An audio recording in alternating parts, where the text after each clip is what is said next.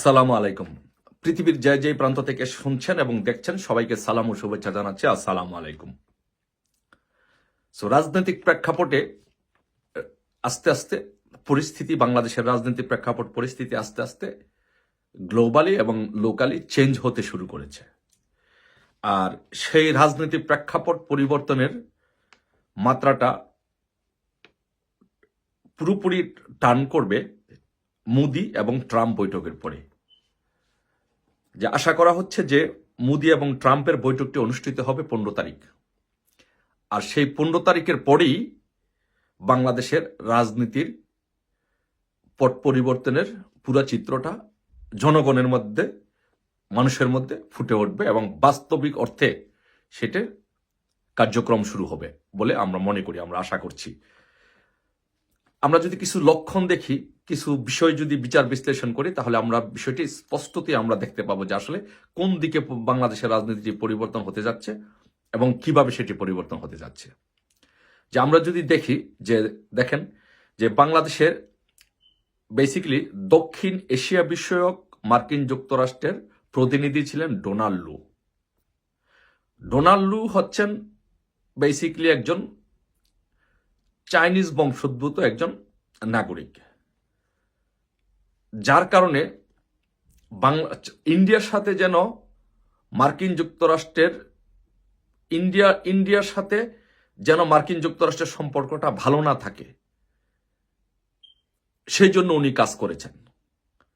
এবং উনি যে কাজটি করেছেন, যে ইন্ডিয়ার সাথে যেহেতু বাংলাদেশের সম্পর্ক ভালো, পাকিস্তানের যেহেতু সাথে সম্পর্ক খারাপ, উনি পাকিস্তানের পক্ষে হয়ে এবং চায়নার পক্ষে হয়ে কাজ করেছেন। বাংলাদেশ এবং ইন্ডিয়া এই দুই দেশের বিপরীত কাজ করেছেন, যার জন্য বাংলাদেশের সরকার পতন হয়েছে এবং সে বাংলাদেশের সরকার পতনে ডোনাল্ড লু অনেক বড় অবদান রেখেছেন। তাই সবচেয়ে আশার বিষয় যেটি হচ্ছে এখন, যে সেটি হচ্ছে যে ডোনাল্ড লুর স্থলাভিষিক্ত হচ্ছেন পল কাপুর। সে পল কাপুর কে? পল কাপুর হচ্ছেন একজন ইন্ডিয়ান বংশোদ্ভূত। তাহলে আপনারা সিগন্যালটা বুঝতে পারছেন যে রাজনীতিটার কোন দিকে টার্ন নিচ্ছে। চাইনিজ বংশোদ্ভূত যে ছিল ডোনাল্ড লু, উনি বাদ যাচ্ছেন। এখন ডোনাল্ড লুর পরিবর্তে ওনার স্থলাভিষিক্ত হচ্ছেন পল কাপুর। পল কাপুর হচ্ছেন ইন্ডিয়ান বংশোদ্ভূত। তার মানে হচ্ছে আমরা ধরে নিতে পারি ইন্ডিয়ার সাথে মার্কিন যুক্তরাষ্ট্রের সম্পর্কের আরো এক ধাপ উন্নতি হচ্ছে এবং মার্কিন যুক্তরাষ্ট্র বাংলাদেশকে ভারতের চোখে দেখার অনেকটা চেষ্টা করবে, এটি আপাতত বোঝা যাচ্ছে। তারপর আরেকটি বিষয় যদি আমরা দেখি, যে মার্কিন যুক্তরাষ্ট্রের জাতীয় গোয়েন্দা সংস্থার প্রধান হয়েছেন তুলসী গ্যাবার্ড। সে তুলসী গ্যাবার্ডকে, তুলসী গ্যাবার্ড হচ্ছে একজন ইন্ডিয়ান বংশোদ্ভূত এবং তুলসী গ্যাবার্ডের সাথে অলরেডি মোদি এবং তুলসী গ্যাবার্ড একটি বুধবারে একটি বৈঠক অনুষ্ঠিত হয়েছে। সেই বৈঠকে দক্ষিণ এশিয়ার রাজনীতি এবং নিরাপত্তা এগুলো নিয়ে আলোচনা করা হয়েছে। তো আশা করা যাচ্ছে, যেহেতু দক্ষিণ এশিয়া বিষয়ক প্রতিনিধি হচ্ছেন পল কাপুর, একজন ইন্ডিয়ান বংশোদ্ভূত, ভারতীয় গোয়েন্দা সংস্থার প্রধান হচ্ছেন তুলসী গ্যাবার্ড, একজন ইন্ডিয়ান বংশোদ্ভূত, এবং 15 তারিখে ডোনাল্ড ট্রাম্পের সাথে বৈঠক হচ্ছে মোদির, অলরেডি তুলসী গ্যাবার্ডের সাথে বৈঠক হয়েছে। তো সবকিছু মিলিয়ে মনে হচ্ছে যে ইউনূসের দিন মোটামুটি শেষ পর্যায়ে চলে এসেছে। বাংলাদেশে ইউনূসের চ্যাপ্টার ক্লোজ হতে যাচ্ছে। কারণ ইন্ডিয়ার জন্য বাংলাদেশের রাজনীতি যে এরকম পরিমাণ একটা হুমকি স্বরূপ হয়ে গিয়েছিল, উগ্রবাদী মৌলবাদীদেরকে ইউনূস পেট্রোনাইজ করে যেভাবে ইন্ডিয়ার সাথে একটি যুদ্ধ ভাব তৈরি করেছিল, সেই জায়গা থেকে আশা করি যে একটি অবসান হচ্ছে, ইউনূসের যুগের অবসান হচ্ছে আশা করা যাচ্ছে আপাতত। তারপরে আমরা যদি আরো কিছু বিশ্লেষণ করি, দেখি যে ইউএসএইড এর 2 জন কর্মকর্তাকে কিন্তু বরখাস্ত করা হয়েছে এবং এটি একজন মার্কিন একদম সেলিব্রিটি মার্ক বেঞ্চ, উনি এটি একদম তথ্য উপত্য সহ উপস্থাপন করেছেন যে ইউএসএইড বাংলাদেশে ফান্ডিং করেছে এই সরকার, আওয়ামী লীগ সরকারকে, শেখ হাসিনা সরকারকে উৎখাত করার জন্য।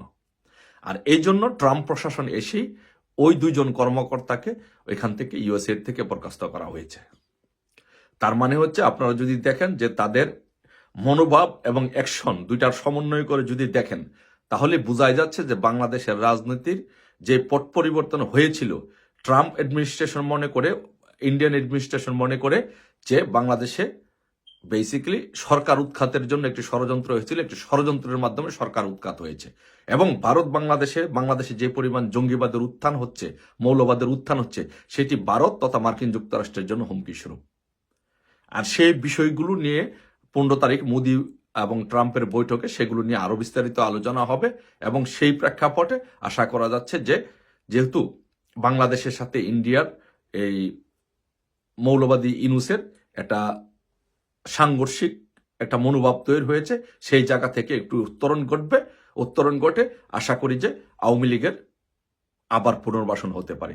সো আমরা ধরে এখন দেখার বিষয় যে আওয়ামী লীগের পুনর্বাসনটা কিভাবে হয়, সেটা সরকার পুনর্বহাল হয় না নির্বাচনের মাধ্যমে হয় না কোনো পট পরিবর্তনের মাধ্যমে হয়, এখন সেটা হচ্ছে দেখার বিষয়।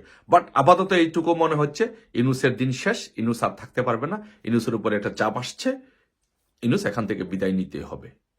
সো আমরা মনে করি ইনশাল্লাহ শীঘ্রই আওয়ামী লীগের জন্য সুদিন অপেক্ষা করছে। সবাই ভালো থাকবেন। জয় বাংলা, জয় বঙ্গবন্ধু শেখ হাসিনাতে আস্থা।